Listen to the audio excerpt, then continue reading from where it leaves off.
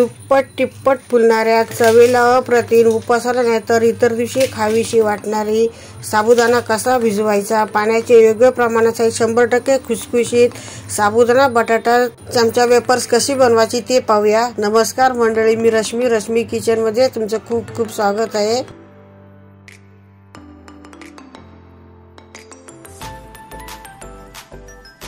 हे मी साबुदाणे घेतलेले, ते साबुदाणे पाव किलो आहेत। वाटीने बघितलं ते 1 वाटीभर साबुदाणे आहेत। साबुदाणे स्वच्छ निवडून घ्यायचा आणि त्याला आता भाजून घ्यायचे। साबुदाणा भाजताना खमंग असा भाजून घ्यायचा।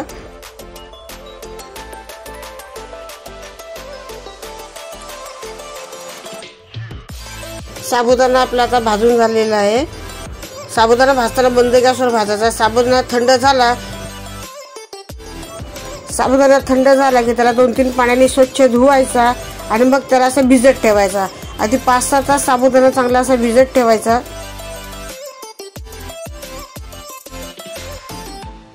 साबुदाण्यामध्ये पाणी अगदी 1 इंचाच्या वर पाणी येईल एवढं साबुदाण्यामध्ये पाणी टाकायचं, म्हणजे आपला साबुदाणा चांगला असा भिजून होतो आणि चांगली आपली पापडी चांगली फुलते। हे मी भिजत ठेवलेलं आहे, एक 5-6 तास झालेत। आता आपण पुढची रेसिपी पाहूया। आपला 1 वाटी साबुदाणा होता, आता पहिल्यांदा मी 2 वाटी पाणी घेतलेलं आहे। त्याच्यामध्ये मी सफेद तीळ टाकलेले आहेत, हे जिरं टाकले थोडं, हे चवीनुसार मीठ टाकायचं आणि पाणी चांगलं उकळून घ्यायचं। पाण्याला अशी खळखळ उकळी आली पाहिजे एवढंसं पाणी उकळून घ्यायचं। त्याच्यात आपण भिजवलेला साबुदाणा बघा कसा फुललेला आहे आणि दुप्पट झालेला आहे। तो साबुदाणा आपण ते आता पाण्यात टाकून घ्यायचा। टाकताना साबुदाणा हळूहळू टाकायचा, इतर पाणी उडण्याची शक्यता असते। दुसऱ्या म्हणजे साबुदाण्याच्या गुठळ्या होतात। हे चांगलं हलवत राहायचं। तुम्हाला आवडत असेल तर त्याच्यामध्ये मिरची टाकली तरी चालेल, ही मी लाल मिरची टाकलेली आहे।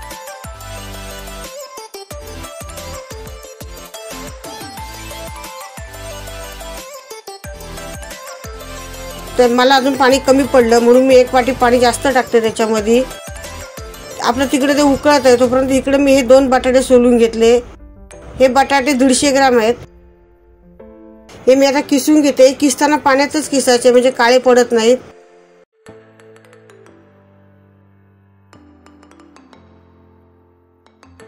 हे मी आता पाण्यातून स्वच्छ धुवून घेतले आणि काढून घेते। हेच किस आता आपल्या साबुदाण्याच्या मिश्रणामध्ये टाकून घ्यायचा आणि चांगलं हलवून घ्यायचं। तुम्हाला वाटलं तर पाणी थोडंसं जास्त टाकलं तरी चालेल, पण हे 3-3.5 वाटी पाणी बास होतं। हे आपलं मिश्रण तयार झालेलं आहे। हे मिश्रण तयार झालेलं कसं ओळखायचं तर हे मिश्रण एकदम असं पारदर्शक होतं। हे मी खाली उतरून घेतलेलं आहे। एका बाजूला मी हे प्लास्टिक टाकून घेतलेलं आहे, त्याच्यावरती आता ही वेपर्स टाकायचे आहेत आपल्याला। हे मी डायरेक्ट उन्हामध्येच टाकलेले आहेत। तुमच्याकडे ऊन नसेल तर 1 रात्र पंख्याखाली ठेवून दुसऱ्या दिवशी उन्हात टाकले तरी हे सुकतात, पण 2 दिवस तरी उन्हात ह्याला टाकायचं आणि चांगले कडकडीत सुकून घ्यायचे, म्हणजे आपले हे चमचा वेपर्स वर्षभर चांगले राहतात। हे मी आता पलटी करून दाखवते। मी पलटी पण सुकले माझे, मी आता हे पलटी करून घेते। हे वेपर्स बघा आता हे असे टाकायचे, एकदम जाड पण नाही टाकायचे आणि एकदम पातळ पण नाही टाकायचे। एकदम जर का तुम्ही पातळ टाकले तर प्लास्टिकला एकदम असे चिकटून बसतात, ते तुकडे पडतात। हे आपले 2 दिवस झालेले आहेत, चांगले सुकून झालेले आहेत। मी तुम्हाला आता टोपलीमध्ये दाखवते बघा सुकलेले। हे आता मी तळून घेणार आहे।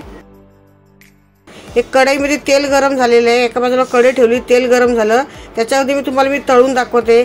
बघा हे आपले चमचा वेपर अगदी दुप्पट तिप्पट फुललेले आहेत। हा आता मी अजून एक तळ टाकलेला आहे, तो मी आता तुम्हाला तळून दाखवते।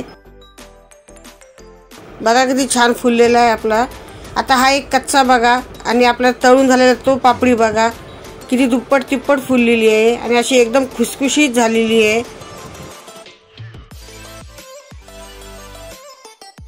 कोणी याला पापडी बोलतात, पण आमच्यामध्ये याला चमचा वेपर्स बोलतात। तुम्हाला माझी ही जर रेसिपी आवडली असेल चमचा वेपर्सची तर माझ्या चॅनलला लाईक करा, शेअर करा, सबस्क्राईब करा। धन्यवाद। जय श्री कृष्ण।